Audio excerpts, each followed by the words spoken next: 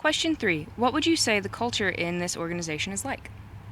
Um, it's an organization that pretty much a lot of people care deeply about what they're doing, and so it's a culture of empowerment in a lot of ways. I mean, it's higher ed tends to be educationally driven, so it's uh, a positive, I think, a positive place to work because you're not going to get monetary rewards most of the time, and so it's more of you try to allow people to be edified personally, both in professional growth and then personal growth. So I guess that's how empowerment. All right. Question 4. Do you as a manager see and experience challenges or differences in the diversity of your employees or employee?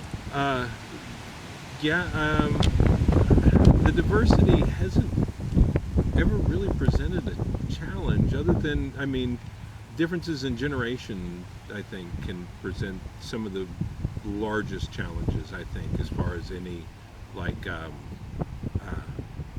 like sexual or like race really hasn't ever, I don't, because once again higher ed's kind of a little bit of a different place. It's just it's a place that's very diverse, but cultural or generational differences, I think, really can be one of the more difficult kind of things to that can create both communication problems, which then you have to work through, or just work styles that are different. And so I think that that is one thing that I've seen has been having to work through during my time at All right. Question 5. How do you combat these challenges, if any, and differences when working with your employees? LSU. Big thing I'm a big fan is communication. Just be upfront and honest, with expectations, and then there's always a middle ground. What do you need to work well, and then what do I think is the appropriate final product? And right there in the middle is a sweet spot that everybody gets to be happy, to where the employee gets a sense of ownership and also gets to do things in a style that is comfortable and is